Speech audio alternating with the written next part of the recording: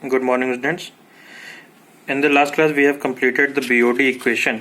हमने BOD और BOD equation find out कर लिया था कि BOD हम कैसे निकालते हैं। एक तो BOD डाइल्यूशन मेथड से निकालते हैं। ओके, BOD डाइल्यूशन मेथड में क्या करते हैं कि कुछ अमाउंट ऑफ हम डिस्टिल वाटर उसमें ऐड करते थे और उसकी हेल्प से हम निकालते थे कि BOD 520 या BOD कितनी, जिसका फॉर्मूला ये था BOD I is equal to volume of sewage upon dissolved oxygen of sewage plus volume of water plus dissolved oxygen of water upon VS plus VW. After that we have completed the BOD equation. BOD equation में हमने कुछ फॉर्मूले पढ़ लिए थे. इस पे हमने कहा था कि न्यूमेरिकल भी हमने कुछ कराए थे. इस पे उसमें आगे जो है दो इम्पोर्टेंट नोट हैं, आज हम उसको देख लेंगे. पहली बात यह कि BOD एट स्टैंडर्ड टाइम और टेम्परेचर क्या होता है BOD का. BOD 5 days at 20 degree Celsius. तो BOD 5 डेज और 20 डिग्री सेल्सियस पे जो हमें BOD मिलती है अल्टीमेट का 2/3 होता है. 2/3 मतलब 66%. अगर आपसे कोई पूछे कि BOD 5 डेज पे जो हमें ऑक्सीजन डिमांड मिलती है वो कितनी होती है, तो जो अल्टीमेट मिलती है, अल्टीमेट मतलब मैक्सिमम टू मैक्सिमम, जो अल्टीमेट उसकी BOD है उसका 66% जो हमें 5 दिन में चाहिए होता है. BOD है क्या, बायोलॉजिकल ऑक्सीजन डिमांड. ये क्या है, ऑक्सीजन कितनी हमें रिक्वायरमेंट है वो है BOD, अमाउंट ऑफ ऑक्सीजन या quantity of oxygen required to decompose the organic content. इसमें एक अलग नोट मैंने यहाँ मेंशन किया हुआ है, BOD can be related to population equivalent. BOD को पॉपुलेशन इक्विवेलेंट से रिलेट करके एक फॉर्मूला है, वो हम डिस्कस करेंगे यहाँ पे. आप लोगों को जैसे पता है कि इंडस्ट्री वगैरह में क्या होता है कि जो भी सीवेज निकलता है, कोई भी इंडस्ट्री, उसके जो सीवेज निकलते हैं उसको गवर्नमेंट ऐसा ऑर्डर निकालती है, ऐसा रेगुलाइज करती है कि वो अपने सीवेज को प्रॉपर ट्रीटमेंट के बाद डिस्चार्ज करें. जो उसको ऐसा नहीं करता है उस पर गवर्नमेंट पेनाल्टी लगाती है या जो भी अपना एक्शन लेती है. तो वो हम इस फॉर्मूले से हेल्प करेंगे. जो BOD, जो स्टैंडर्ड BOD है, standard total industrial BOD of sewage of city per day, कि कोई शहर में कोई इंडस्ट्री है, सपोज करो आपके शहर में जो इंडस्ट्री है 5 दिन में कितना BOD डिस्चार्ज कर रही है.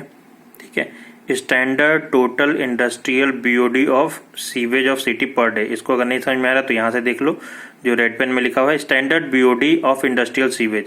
जो आपके शहर में इंडस्ट्रीज है उसका BOD कितना है 5 दिन का, उसको हम डिवाइड करते हैं BOD of domestic sewage per person per day. आपके घर से एक दिन में एक आदमी कितना BOD चाहिए, जो भी आप सीवेज निकालते हो उस सीवेज में कितना BOD चाहिए, उसको हम डिवाइड करते हैं तो पॉपुलेशन इक्विवेलेंट के फॉर्म में आ जाता है. मतलब कि वो इंडस्ट्री जो है कितने लोगों के बराबर अकेले पॉल्यूशन फैला रही है. बात समझो. इस फॉर्मूले से हम क्या निकालते हैं कि एक इंडस्ट्री कितने लोगों के बराबर अकेले पॉल्यूशन फैला रही है, उसी को हम निकालते हैं पॉपुलेशन इक्विवेलेंट की हेल्प से. Population equivalent is equal to standard total industrial BOD of sewage of city per day upon BOD of domestic sewage per person per day. Okay, industrial waste water are generally compare to per capita normal domestic waste water. Industrial sewage को हम किससे compare करते हैं, domestic waste water से, so as to rationally charge the industries for the pollution caused by them, ताकि हम उस industry पे उतना चार्ज लगा सकें या पेनाल्टी लगा सकें. ओके, इस पे हमने कुछ न्यूमेरिकल्स पढ़े थे. ये न्यूमेरिकल आपने देख लिया होगा. उसमें से ये न्यूमेरिकल हम डिस्कस कर चुके थे ऑलरेडी. ये न्यूमेरिकल हमने आपसे कहा था कि खुद से करना है. गेट का आया वो क्वेश्चन है, बहुत ही आसान क्वेश्चन है. इसको देख लो एक बार क्या कह रहा है. BOD test determine the ultimate BOD of waste water which was subjected to BOD determine. हमें अल्टीमेट BOD पूछ रहा है. दिया क्या है, 6 ml ऑफ वेस्ट वाटर दिया हुआ है हमें. कितना है, ये वॉल्यूम ऑफ सीवेज दे दिया 6 ml. नो डिजॉल्व्ड ऑक्सीजन, शुरू में डिजॉल्व्ड ऑक्सीजन 0 है. डिजॉल्व्ड ऑक्सीजन 0 है, इसका मतलब पानी क्या है, ज्यादा पॉल्यूटेड है. डिजॉल्व्ड ऑक्सीजन 0 है, नॉर्मली होना कितना चाहिए. एक बार देखो, डिजॉल्व्ड ऑक्सीजन हम डिस्कस कर चुके हैं, थर्मल शॉक वगैरह, उसमें कितना है डिजॉल्व्ड ऑक्सीजन. फिर 294 ऑफ वाटर कंटेनिंग, उसमें हम कितना में 294 वाटर जो है मिक्स कर रहे हैं. 8.6 ml ऑफ DO, इसका डिजॉल्व्ड ऑक्सीजन कितना, ये डिस्टिल वाटर हम मिक्स कर रहे हैं, इसमें इसका डिजॉल्व्ड ऑक्सीजन कितना है 8.6. After incubation at 20 degree Celsius 5 the DO of mixture was 5.4. तो उसका DO अब कितना हो जा रहा है मिलाने के बाद सीवेज में 5.4. BOD रेट कॉन्स्टेंट इतना दिया हुआ. अब इस पर देख लो, volume of sewage 6 ml, volume of water 294। ये वॉल्यूम ऑफ वाटर क्या है, इतना हमने मिलाया है डिस्टिल वाटर, ये हम नाले का पानी है, सीवेज का है, उसमें हमने मिलाया। तो डाइल्यूशन फैक्टर हमने बताया था कैसे निकालते हैं, VS प्लस VW अपन VS। तो यहाँ से हम डाइल्यूशन फैक्टर निकाल लेंगे, ये हमारा आ गया 50 के। हमें क्वेश्चन में दिया हुआ 0.25 पर डे। और क्या है, डिजॉल्व्ड ऑक्सीजन ऑफ सीवेज 0। मैंने बताया कि नाले का पानी बहुत ही ज़्यादा गंदा है, इसलिए डिजॉल्व्ड ऑक्सीजन कितना है, 0 है। डिजॉल्व्ड ऑक्सीजन जो वाटर जो हम मिक्स कर रहे हैं उसका कितना है, 8.6। अब डिजॉल्व्ड ऑक्सीजन ऑफ मिक्सचर हमने फॉर्मूला बताया था, इस फॉर्मूले की हेल्प से हमने डिजॉल्व्ड ऑक्सीजन जो है इनिशियली निकाल लिया। आफ्टर इंक्यूबेशन 5 दिन 20 डिग्री सेल्सियस के बाद कितना है वो हमें पता है, 5.4। तो सिंपली हम इस फॉर्मूले में रख देंगे BOD 520 वाले, DOF minus DY final minus initial into dilution factor. ठीक है, तो यहाँ पे DOI माइनस DOF होगा, DOI मतलब 8.42 माइनस DOF 5.4। यहाँ से आपका BOD 520 आ गया। अल्टीमेट BOD कितना होगा, वहाँ हमने पढ़ा था कि BOD 520 is equal to 2/3 of ultimate BOD। यहाँ पे उल्टा हो गया, ध्यान रखना। जब 2/3 को हम जब यहाँ पे ये देखो BOD 5 क्या था, 2/3 था। जब BOD अल्टीमेट पूछेगा तो इसको उधर चेंज कर दोगे तो ये हो जाएगा 3/2 ऑफ BOD 520। ओके, तो ये आपका BOD अल्टीमेट आ गया, राइट। अब हम बात करते हैं COD की। COD ऑलरेडी हम डिस्कस कर चुके हैं, फिर भी एक लास्ट जाते जाते देख लें। हमने डिजॉल्व्ड ऑक्सीजन की बात कर ली थी कि पानी में डिजॉल्व्ड ऑक्सीजन कितना होना चाहिए, इट शुड बी 4 ppm। अगर उससे कम हो तो ये थर्मल शॉक लग जाता है। ड्रिंकिंग वाटर के लिए कितना होना चाहिए, 9.2 mg पर लीटर। कैसे निकालते हैं डिजॉल्व्ड ऑक्सीजन, रिंकलर मेथड की हेल्प से निकालते हैं। और amount of iodine test is release in the mixture of quantity of dissolved oxygen present in the sewage. उसमें हम क्या निकालते हैं, आयोडीन निकालते हैं। ये भी रिंकलर मेथड में पूछा जाता है। Dissolved oxygen can be measured by Winkler method. Winkler method is the process of oxidation और reduction of chemicals present in the sewage and which will be leading to release of iodine gas. Iodine gas निकलती है, उसकी help से हम dissolved oxygen का पता लगाते हैं। The amount of iodine that is released is the measure of quantity of dissolved oxygen present in the sewage.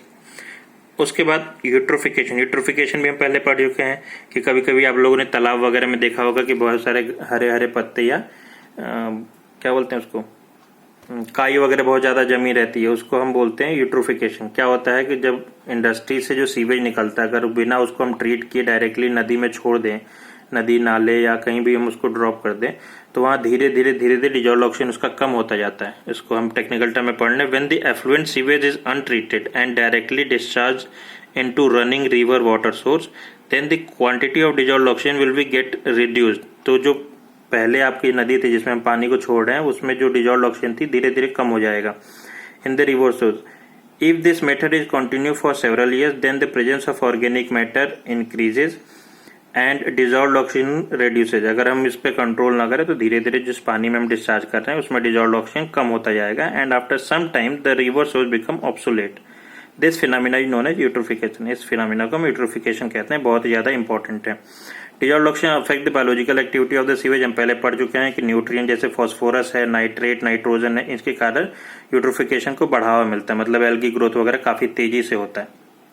Chemical oxygen demand हमने बताया था कि केमिकल ऑक्सीजन डिमांड क्या होता है, जब हम केमिकली लैब में फाइंड आउट करते हैं कि ऑर्गेनिक मैटर को, जो नॉन बायोडिग्रेडेबल ऑर्गेनिक मैटर है, उनको डिस्चार्ज करने में कितना ऑक्सीजन चाहिए, ये हम फाइंड आउट करते हैं COD की हेल्प से। It is the amount of oxygen और demand of oxygen that is required for the chemical decomposition of ingredients. यहाँ फोकस करना, केमिकल इंग्रेडिएंट्स।